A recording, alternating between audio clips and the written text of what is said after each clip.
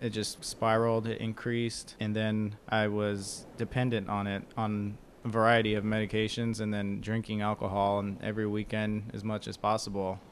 My father passed away 5 years ago from an accidental drug overdose. According to Centers for Disease Control and Prevention, in 2008, drug overdose in the United States caused 36,450 deaths. Cisco Garcia is 26 years old, attending college, who wakes up every morning fighting a struggle. Being addicted to drugs and alcohol, has it affected your life? It not only affected my life, it pretty much took over and ran my life. Like a narcissistic person, just all into myself, and it was all about the drugs.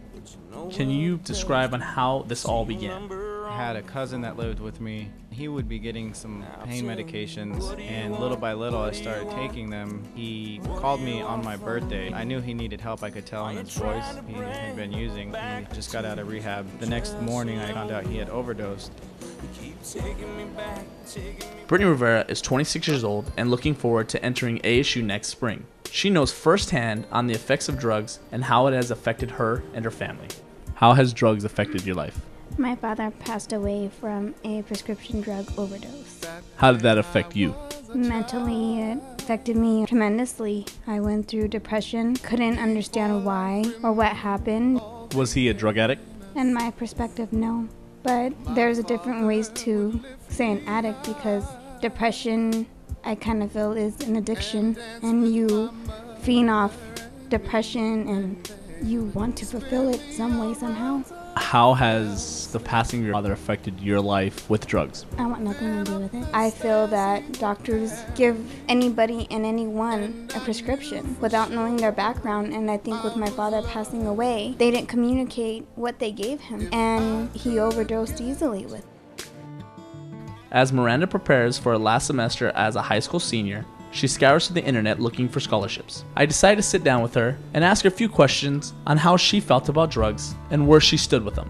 Have you ever been in a position where you might have felt that you could be that drug addict? To me, I've never put myself in a situation where I would get addicted to something, even if it was just caffeine or nicotine or anything like that, because I have bigger and better priorities myself. I have bigger dreams, and I just knew that a drug would completely deter my path and like where I want to go in life. Have you tested the waters, tried it, experimented? Yes. And what was that feeling? It was okay. Just laughed a lot. It's nothing that I would ever need, or even on a daily basis or a monthly basis or a yearly basis. Cisco, when did you know that you were addicted? A few months after he died, before I realized that I did have a problem. In 2006, it was just problem after problem. I did it for multiple reasons, apparently. The end result was that I crossed the line, which is addiction, and I developed a physical and mental dependence on a variety of substances. Do you think your father knew he had a problem?